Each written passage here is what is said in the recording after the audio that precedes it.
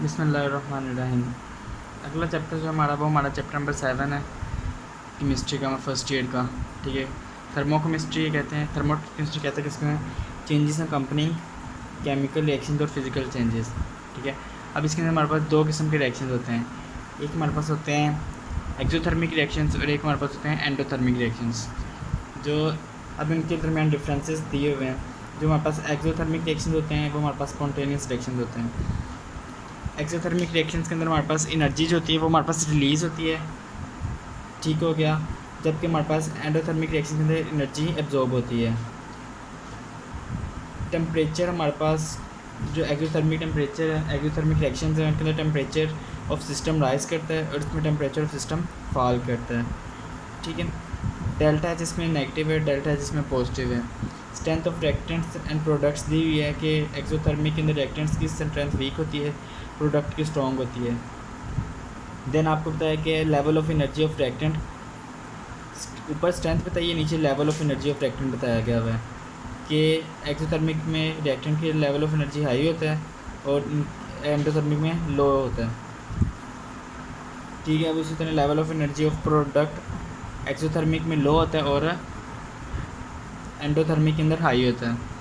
अब उसके बाद ग्राफ के थ्रू आपको एक्सोथर्मिक और एंडोथर्मिक रिएक्शंस का बताया गया है।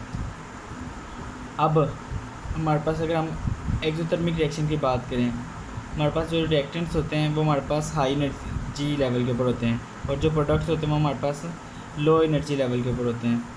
ठीक हो गया। अब उसके हिसाब से हमारे पास डेल्टा एच नेगेटिव आती है, जो बात हमने ऊपर की थी। उसके बाद हम बात कर लेते हैं इसके अंदर। अब इसके अंदर हमारे पास एंडोथर्मिक के अंदर रिएक्टेंट्स हमारे पास लो एनर्जी पे होते हैं, प्रोडक्ट्स हमारे पास हाई एनर्जी पे होते हैं। ठीक है, और इसके अंदर क्या है कि हमारे पास डेल्टा एच पॉजिटिव होता है। क्यों पॉजिटिव होता है? क्योंकि delta H equal to H2 minus H1। इसके अंदर हमारे पास H2 ज़्यादा होता है और H1 कम होता है। और जो एंडोथर्मिक रिएक्शन है हमारे पास नॉन स्पॉन्टेनियस रिएक्शंस हैं। अब आगे पेपर के अंदर आपको एग्जांपल्स दी जाती है कि ना कौन सा ऐसा रिएक्शन है जो एंडोथर्मिक है और कौन सा ऐसा मतलब रिएक्शन है जो एक्सोथर्मिक है। तीन आपको लेट्स सपोज अगर वो आपसे कहते हैं कि एक्सोथर्मिक रिएक्शन का बताओ, वो एक आपको कार्बन डाइऑक्साइड का एग्जांपल देते हैं, बाकी आपको दे देता है इनमें से कोई तीन ऑप्शन दे देता है। तो आपने कार्बन डाइऑक्साइड जो हमारे पास एक्सोथर्मिक रिएक्शन आपने उसको पुट करना होता है। ठीक है, मतलब ये रिएक्शन आपको आने चाहिए और इनकी जो एनर्जी है ना वो आप लोगों को आनी चाहिए। Work and heat are not state functions. ठीक है, अब पेपर के अंदर आ जाता होता है कि which of the following is state function या which of the following is not state function.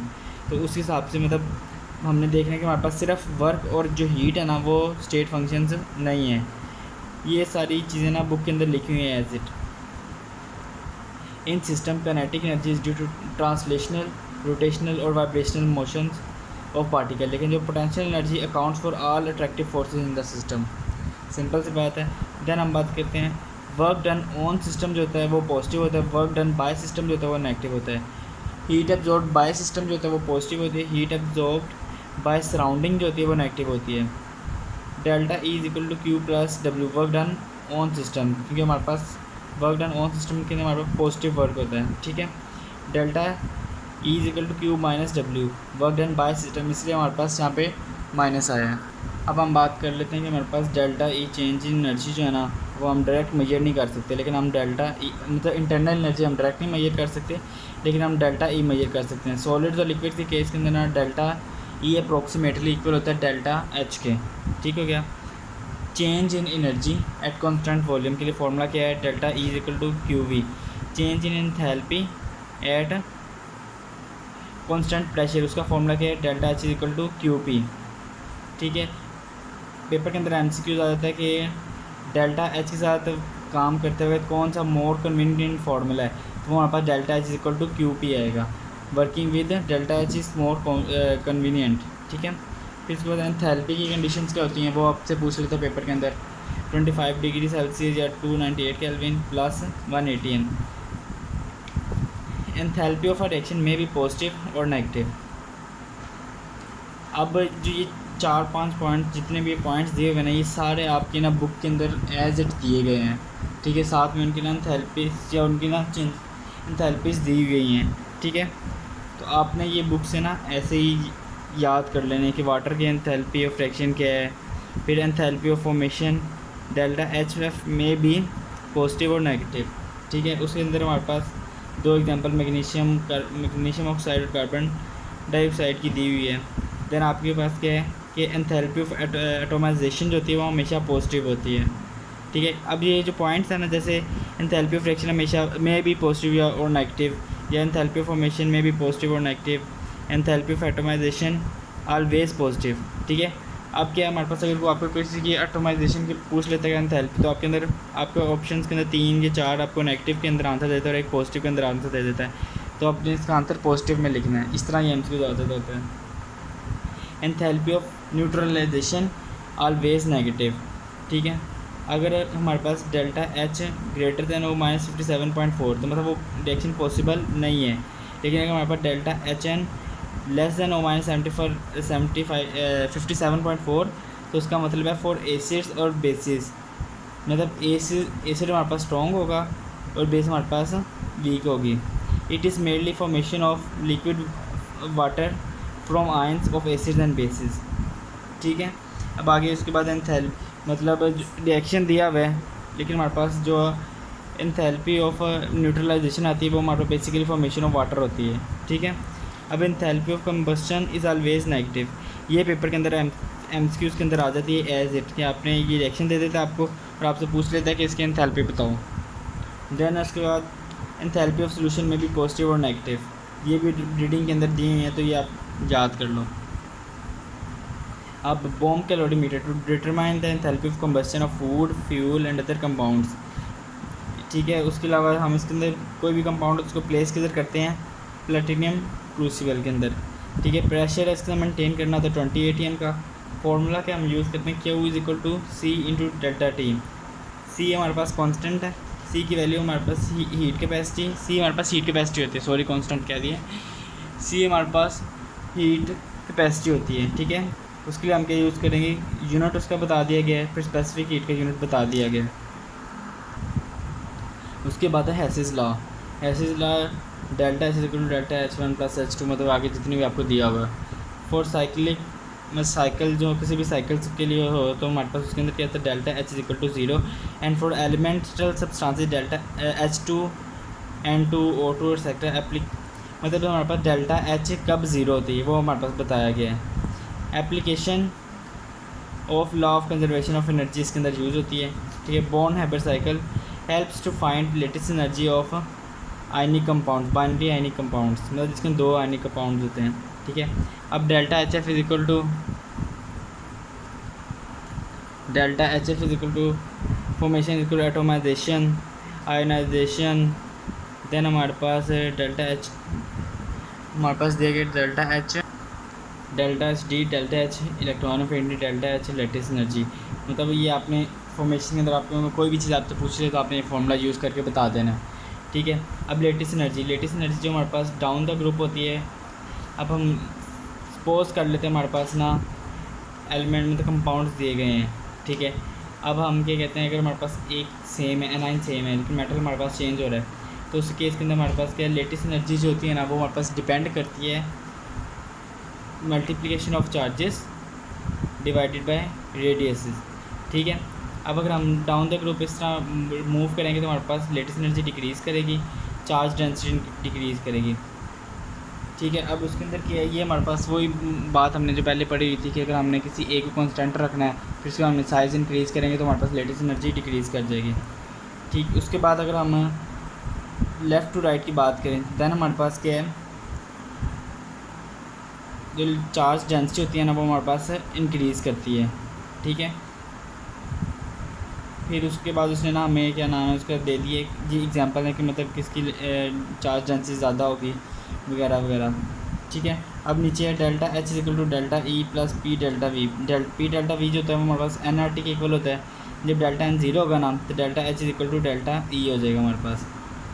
फिर देने के एम सी क्यूज़ है कि उसके अंदर हमारे पास ने ना वैल्यूज़ दी हुई हैं और उसने हमसे कहा कि डेल्टा एच निकालो। अब डेल्टा एच हमने कैसे निकाल लिए हैं, वो ये है कि हमने मतलब जो हमें रिएक्टेंट की वैल्यूज़ दी गई है ना उसमें से हम उनको ऐड करके माइनस कर देना हमने जो हमें प्रोडक्ट की वैल्यू दी गई है।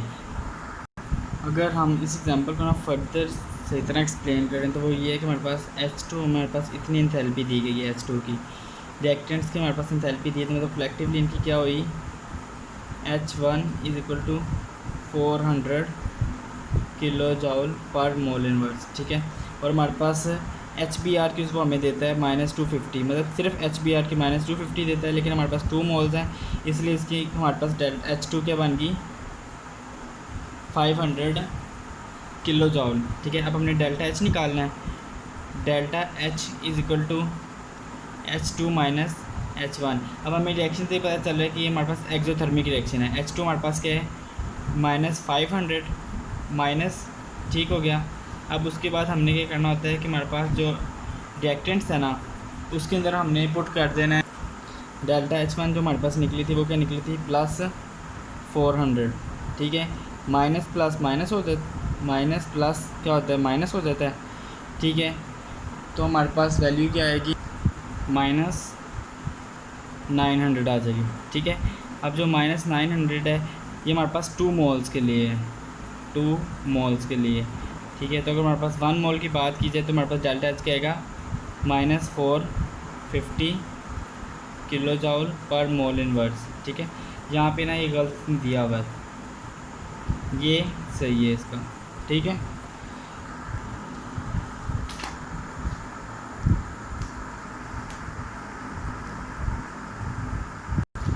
देन हमारे पास इंटरनल एनर्जी का फॉर्मूला दिया गया है, उससे मतलब डेल्टा V जब हमारे पास ज़ीरो होगी, और उसके अलावा एंथैल्पी ऑफ फ्रैक्शन जब हमारे पास डेल्टा P ज़ीरो होगी, ठीक हो गया।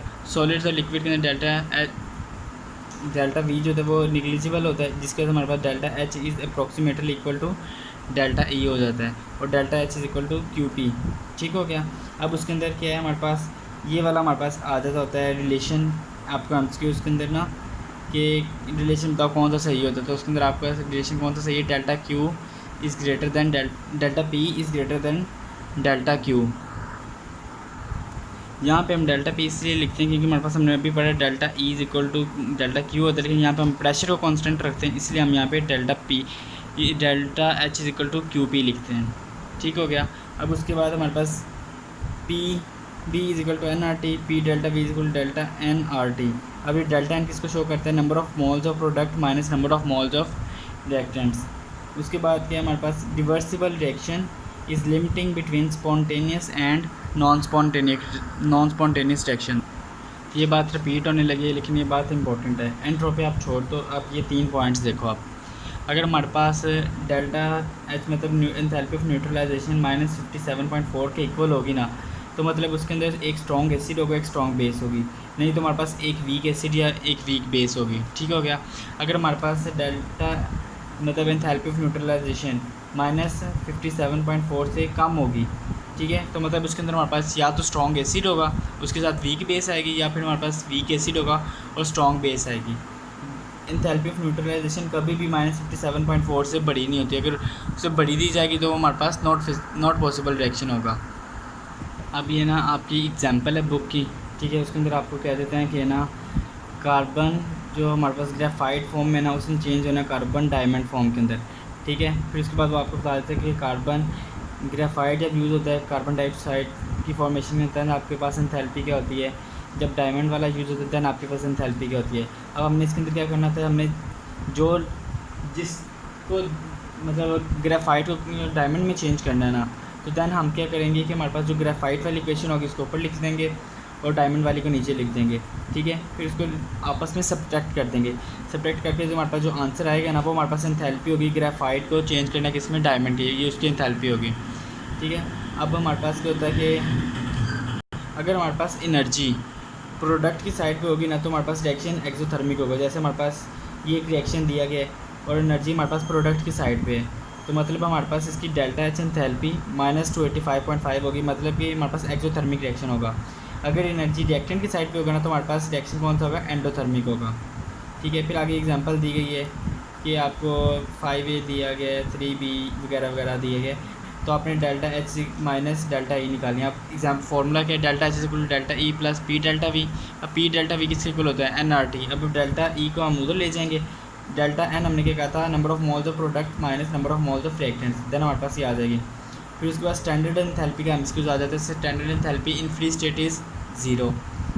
फिर उसके बाद आता है कॉन्जुगेट बेस ऑफ H2PO4, वो कैसे निकालने हैं वो हमने सिंपल से वो आप लोग इस तरह निकाल सकते हो। अब ये चैप्टर नंबर 8 के 2 एमसीक्यूज हैं, लेकिन फिर भी यहाँ पे आ रहे हैं तो मैं यहीं पे करवा देता हूँ आपको। अब उसके अंदर क्या, if degree of dissociation of 1 molar monoprotic acid HA is 10%, it's KA is. अब KA निकालनी, पहले हम इसकी क्वेश्चन लिख लेंगे कि हमने HA एसिड दिया plus water H3O positive plus A negative. फिर हम उसके ज़रिए KA की क्वेश्चन लिख लेंगे जो हम यूज़ करते हैं लॉ ऑफ कंजर्वेशन वाली, ठीक है। फिर अगर हमारे पास मोनोप्रोटिक एसिड होगा ना, तो मतलब हमारे पास जितना H आयोनाइज होगा ना उतना ही हमारे पास A प्रोड्यूस होगा। लेकिन अगर हमारे पास डाईप्रोटोटिक होगा तो उसके अंदर क्या होगा, हमारे पास जितना H रिलीज़ होगा ना तो उसकी निस्बत जो हमारे पास A है ना वो हाफ अमाउंट में प्रोड्यूस होगा, ठीक है। अब उस तरह हमने लिख देना है। फिर हमने इनकी वैल्यूज़ पुट कर देनी है, जैसा कि हमारे पास H की है 10⁻⁻1, ठीक है। A की हमारे पास 10⁻⁻1, मतलब कि हमारे पास दोनों सेम क्वांटिटी के अंदर रिलीज़ हुई हैं, ठीक है। H हम ले लेते हैं 1, तो इस तरह हमारे पास वैल्यू क्या जाएगी 10⁻⁻2। अब आप लोग पूछोगे कि 10⁻⁻1 कहाँ से है। 10⁻⁻ हमारे पास यहाँ से है कि हमारे पास जो मोनोप्रोटिक एसिड है ना वो हमारे पास 10% डिसोसिएट हो रहा है। 10% डिसोसिएट होने का मतलब क्या है, 10/100 मतलब 10⁻⁻1 डिसोसिएट हो रहा है। इसीलिए हमने क्वांटिटीज़ इनकी 10⁻⁻1 ली, इसकी 10⁻⁻1 ली, इसी तरह हमारे पास 10⁻⁻2 आंसर आ गया। इसके साथ ही लेक्चर ख़त्म हो गया इस चैप्टर का। अगर आपको नोट्स चाहिए तो रब्ता कर लें, और अगर आपको लेक्चर पसंद आया तो काइंडली इसको सब्सक्राइब कर दें। Thank you.